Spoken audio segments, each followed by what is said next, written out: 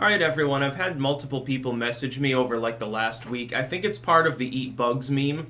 The idea that the legacy media and some other groups are pushing the idea that people in the West need to stop eating hamburgers and start eating bugs because otherwise people in Africa will starve. Which is basically true. I guess the whole human race will end up eating bugs anyway. After the nuclear war, only cockroaches will survive. So eat grass, dandelions, and cockroaches. So you can make a nice tea, and I guess you can chop up the grass real fine and saute it off with the roasted cockroaches and kind of have a hamburger. Maybe you'll find some lichens or some mulch that's edible. Chew on some radioactive glowing moss. I digress. Anyway, here's my feelings on reducing your meat intake, eliminating meat, eating bugs, soy, meat substitutes, stuff like that. First and foremost, I would say it is true the average person eats excessive amounts of meat. That more importantly, they eat the wrong kinds. Processed meats, hamburger patties, and hot dogs and stuff that's been reconstituted 5 times. A good steak is better for you. It's like the myth that meat is bad for you has always been a myth. The truth is that all of these fake meats that are full of corn-based binders and shit like that are what are gunking you up. Corn syrup is added to half of the things that you have. Even ketchup is full of corn syrup, which it shouldn't be. It doesn't need to be. Put a little regular old sugar in it instead. But it's cheaper to add corn syrup. What happens is farmers are induced to grow too much corn, and so they basically feed it to animals, which is fine because they need to eat. They put it in gasoline as an ethanol addition, and then they feed it to people and make people fat and lazy, and their stomachs burst and shit like that. I would say people should reduce meat somewhat. And it's not just, well, those evil Westerners, they're imperializing all the meat, taking it from the third world. No, a lot of the meat people eat here, it's grown in Brazil and shit and benefits the Brazilian economy. A lot of U.S. beef is Brazilian. A lot of it is re-imports. China imports U.S. beef and we import meat from them for some reason. It doesn't really make a lot of sense to me. The economy is an interesting thing because it has nothing to do with biology or efficiency in some cases. By the way, that's when you know it's been intervened in. A free market wouldn't do that because there'd be no economic reason to. Take away the subsidies, no more problems. Reduce the processed meat intake to near zero. And by the way, it'll just be healthier. Eat a good steak instead.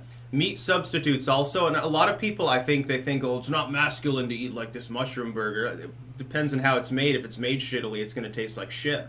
If it's made properly, it tastes pretty good. Portobello mushrooms are probably my main go-to for the savory side. All you have to do is soak them with some juices, some herbs, and they taste pretty good. I mean, it doesn't taste like a steak, but it is savory. I'm not a fan of soy-based products for perhaps obvious reasons. That's basically a throwaway industry, too. They add soy and corn to everything because they just pile it into the fields in massive amounts, and then they water the ground with it over in places that are experiencing famine in order to make people food reliant. Or they just chop it up and put it in your fuel. They cut your gasoline with it in what can only be said to be a form of lunacy. So that's what I would say first, is reducing meat is good. I do believe in animal rights. I think it's extremely regrettable the way animals are treated in factory farming. I understand that in order to eat an animal's meat, you inevitably have to kill it, or let it die, which comes with its health concerns maybe in some cases. That being said, allowing the animal to live a somewhat normal, dignified life before it gets the bolt gun, I think makes sense. Here's the thing. In nature, that animal would probably get slaughtered by a predator anyway. Towards the end of its life, when it's sick anyway and already suffering, it's going to get picked off by something that's going to rip its carcass apart while it's still partially alive. The idea that eating meat in and of itself is uniquely immoral because humans have greater intelligence, I reject that argument out of hand. It doesn't make any sense whatsoever. There's plenty of cruelty, human to human as well. By the way, I'll tell you one thing.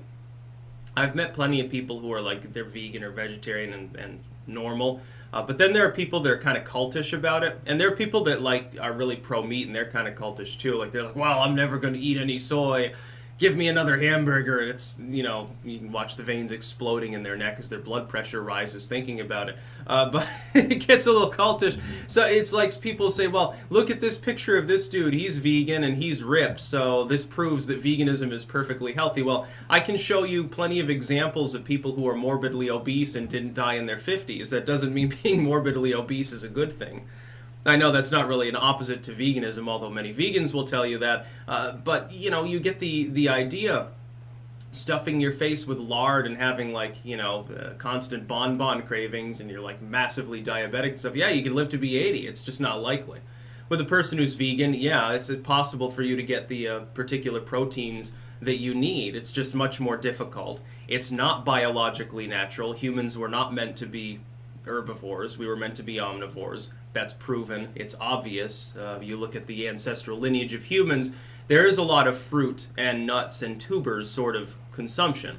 There's also plenty of meat consumption, sometimes even cannibalism. And when an animal's, hungry, even like deer and cows and shit will scavenge on carrion if you get them hungry enough. You look at our teeth and tell me that they're herbivore teeth. Yeah, the canines are just there for defensive purposes, because we didn't evolve for millions and millions of years to have other defensive methods, like the fact that our fist is uniquely shaped specifically to punch things, like the fact that our brain is hardwired to kill and compete. No, we're omnivores, which is great, by the way. It's an evolutionary advantage. There's a reason we can't break down cellulose in our stomachs very well. But that doesn't matter. I mean, the biological arguments made by both sides, like you should eat burger and you should not eat burger, are all bullshit. It literally doesn't make any difference.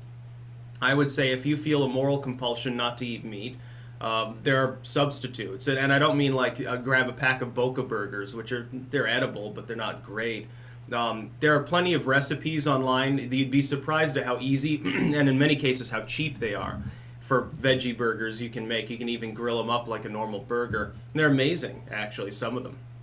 My mom's recipe has black beans, chickpeas, beet, some other things in it, garden fresh herbs, lots of onion, and it is really, really good. Actually, I prefer them arguably over some types of hamburger. New England style hamburgers, sometimes they're a little bit, well, let's say not the most savory things in the world. I like foods to be very herby. I like a lot of onion and garlic, that sort of flavor, because I was deprived of it for the first 20 some odd years of my life.